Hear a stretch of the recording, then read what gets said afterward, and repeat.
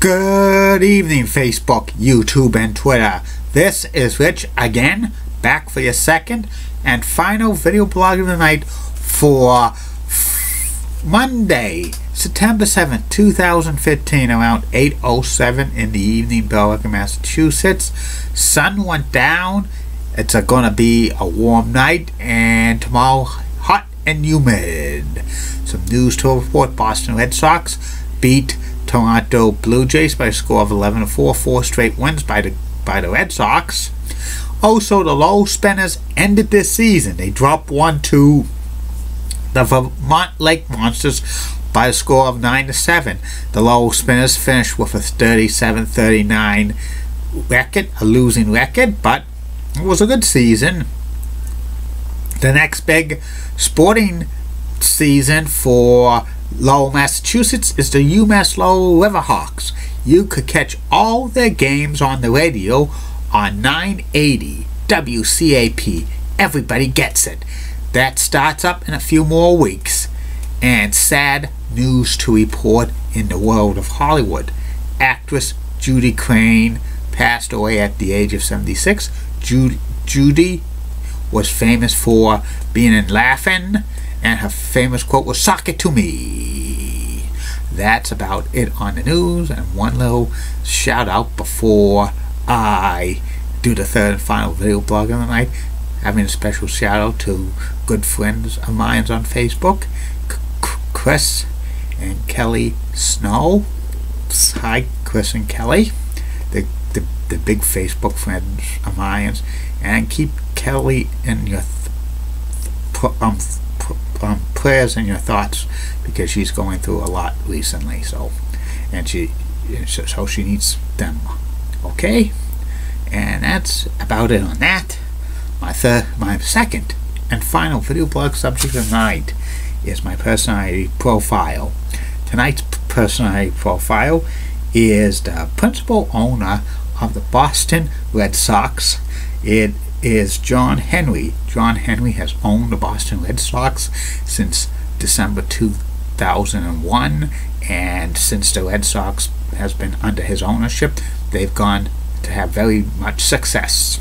John was born in Quincy, Illinois, and he grew up in Illinois, Arkansas, and California.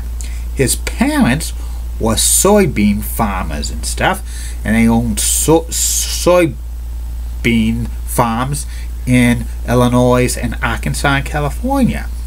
And John Henry grew up a big baseball fan, and he was a St. Louis Cardinals fan, and his role model was Stan the Man Musial. He went to Victor Valley College, and he went to the University of Southern California. He majored in philosophy, but he did not graduate because he was performing in a rock band and stuff like that. Then he started trading soybeans and corn for future, and he learned how to do it with hedge fund prices and stuff like that. He worked as a broker for Reynolds Security for many years. He developed to become hedge funds with money and stuff like that, and he got very successful in that and made millions and millions of dollars in that. He made so many millions of dollars that he stopped working for Reynolds Securities, and he founded his own company, JWH and Company, in 1981. They have, like, it was about hedge funds and stuff like that. And John Henry really wanted to own a sports team and stuff like that because he was a big sports fan and stuff. His first venture into the world of sports was buying a minor league baseball team in the AAA Tucson Torts in the Pacific Coast League in the late 80s.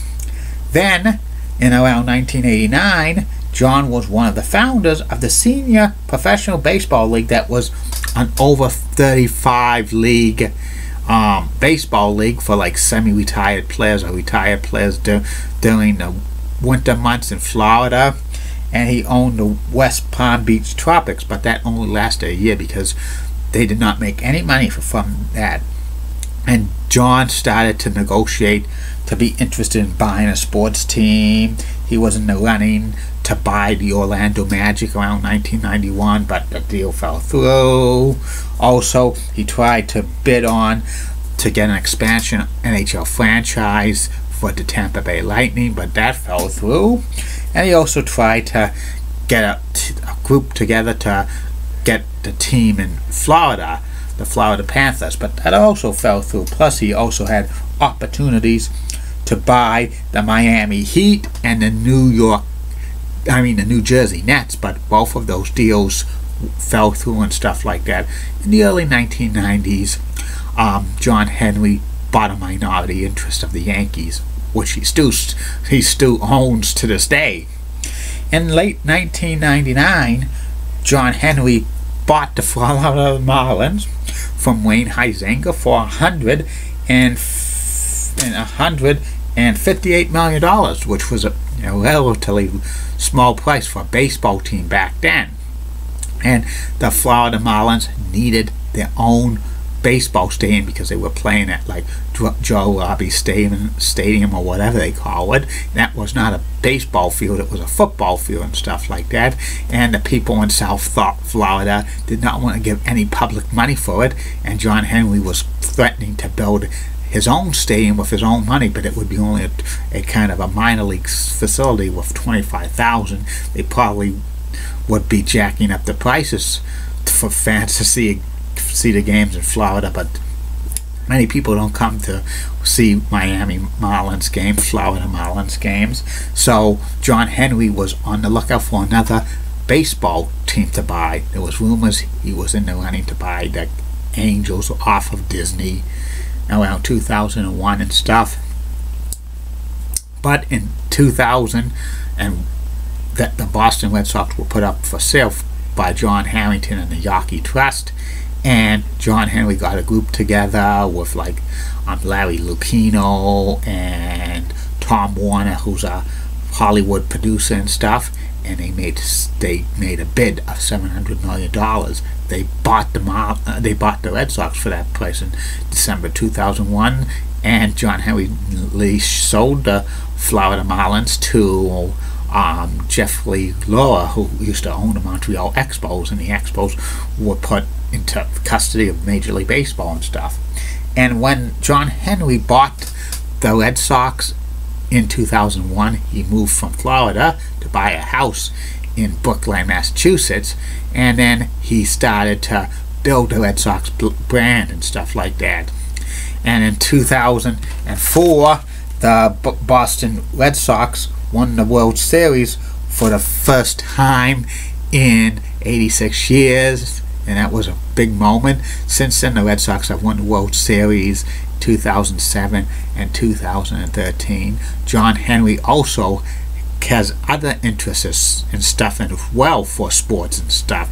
They formed this Fenway Sports Group that oversees the Boston Red Sox, NESN, do the promotion for Boston College sports, including Boston College football and Boston College men's basketball, as Ted Sarandis, the former announcer of the BC Eagles on the radio. Boston College basketball is the best game in town. Wow!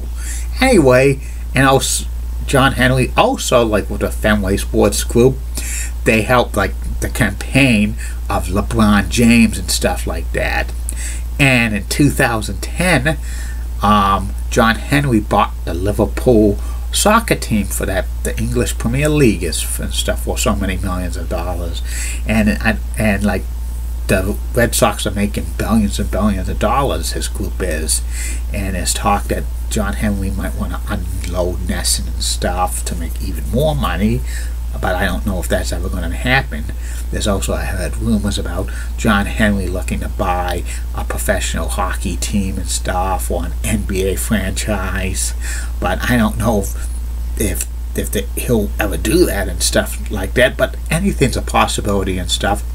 And since the Red Sox like had been owned by John Henry. They've been very successful, and also John Henry leases out Fenway Park during the winter months and stuff, like having like a frozen ice skating rink to have like college teams play in there.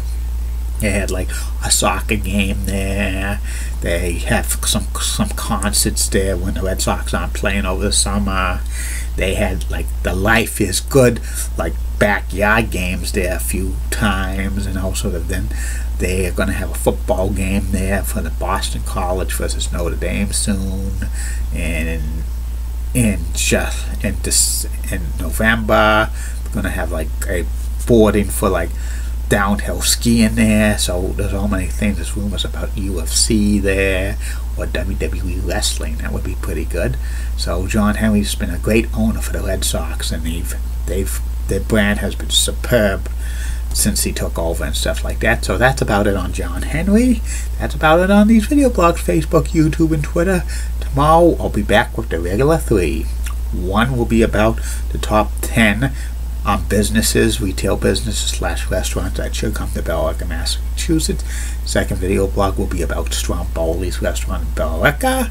And the third and final video blog of the night will be about the New England Patriots owner Bob Kraft and stuff.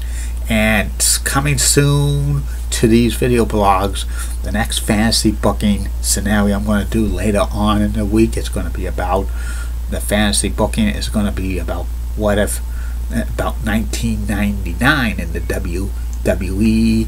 We're going to make believe that Bret the Hitman Hart comes back to the WWE around that time period, and he'll feud with Vince McMahon and Shane McMahon and Triple H and DX and stuff.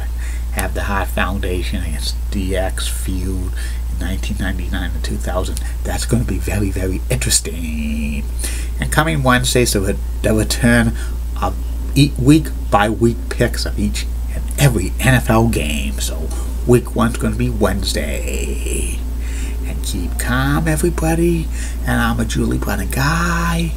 And Molly Rosenblatt of Fox 35 rocks and has nice legs. Elizabeth Hart from Local 6 rocks and has nice legs. Amy Swansea of Wish 2 has nice legs. And HLP, Heidi Lee Pratt, rocks. In the words of D. Patel, last week, no bus. Bye now. See you tomorrow.